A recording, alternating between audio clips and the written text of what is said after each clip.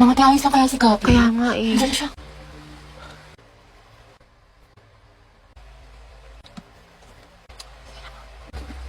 Ate, break na ba kayo ni Lucas?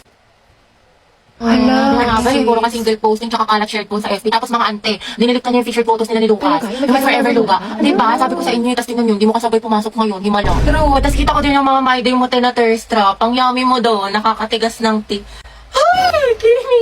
Allergic ako sa Kimi! Tsaka kita ko yung mga hugot-hugot mo sa IG na naka-close friends. Sabi mo, I know my heart will never be the same. Pinagtag ko pero hindi tinadhana. Tsaka isip ko kung bakit ganito ang lang. Nilayo ako sa'yo, ang hirap matanggap, ang hirap Parang familiar. Hayaan mo na siya, hindi siya kawalan. Ang ganda-ganda mo, you deserve better. Speaking of the devil. Okay, class, why we should learn about history? Yes, Gabi. Ma'am, I believe po na importante po kasi talaga ang history sa ating lahat. Buti pa nga po yung history no pinapahalagahan. Ako hindi. Sana history na lang ako, ma'am, no? Gagi si Gabi. Tsaka nakakatulong dito, ma'am, para matuto na tayo sa mga mistakes natin noon. Di tulad ng iba dyan, parang sirang plaka, paulit-ulit, di pa rin natututo. Pinapalik ka niya si Lucas. Wala ka pala pre. Payag ka no. Ma'am, Yes, Lucas. dapat po nating matutunan yung history, di ba? Para magkaroon tayo ng better understanding sa world at sa bansa natin. Di kagaya ng isa dyan, alam na ng in-game sarang, call pa ng call, to siya pagalit. Ang galit.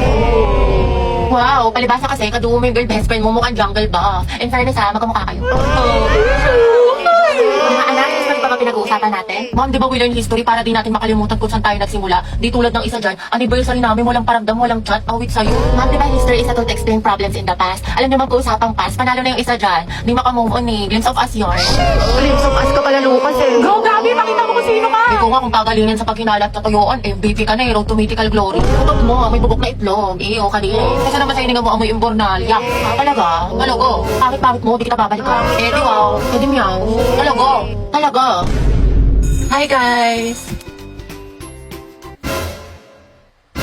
Tignan nyo, matching kami. O diba, pak? Oh, inate, kala ko ba di mo na siya babalikan? Di kasi nagsorry na siya sa akin. Eh, syempre ako, tao lang, nagpapatawad, diba? Bahala ka, hirap mo Saka ipagtangki. tingnan niyo pa itong mga regalo niya sa akin ngayong Valentine. Nakakapay. Go sis, kunin ko kayong clown sa birthday ng pamangkin ko ha.